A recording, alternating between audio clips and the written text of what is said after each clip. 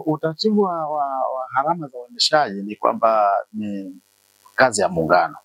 Muungano ndo anatupa pesa zote za matumizi yetu ya kawaida, matumizi yetu ya miundombinu, matumizi yetu ya rasilimali zetu zote ni kwamba yanatoka serikali ya muungano. Kwa maana hiyo, faida moja wapo ambayo tunaipata ni kwamba zile gharama zote zinatoka serikali ya muungano, lakini mapato yote yanaenda serikali ya Mapinduzi Zanzibar na zinatumika moja kwa moja kwa kutoa huduma za wananchi ambao wanaishi Zanzibar. Watu wetu hawaendi kinyume na maadili, kwa sababu wakati mwingine maadili yanazorotesha. Kwa hiyo kuhakikisha kwamba tunaenda na maadili ya utendaji kazi, hakuna rushwa, tunapunguza hizo rushwa na vitu vingine ambavyo vinaelekeza. Lakini vile vile serikali huwa inatupangia lengo la kukusanya.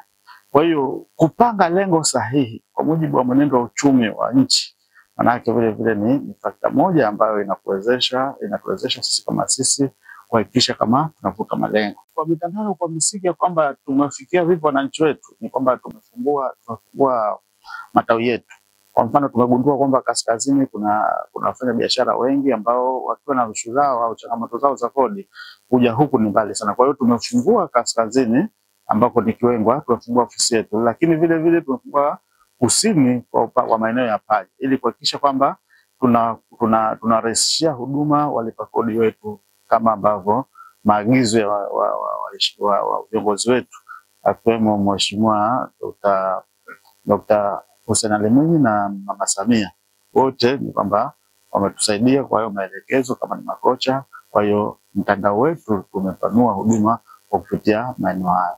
Kwa hiyo na kwa sasa kwa miezi 9 tu kwamba tulikusanya bilioni 470 kati ya bilioni 442 ambayo tumepangiwa. Kwa hiyo kwa kipindi cha robo tatu ya mwaka ni kwamba tumeperform kwa 106%, na tunategemea kwa mwaka ujao kwa fedha kwa mwaka huu tukimalizia tunahisi kama tunaweza tukafikia 110% katika lengo ambalo tumepangiwa mwaka huu la bilioni 600.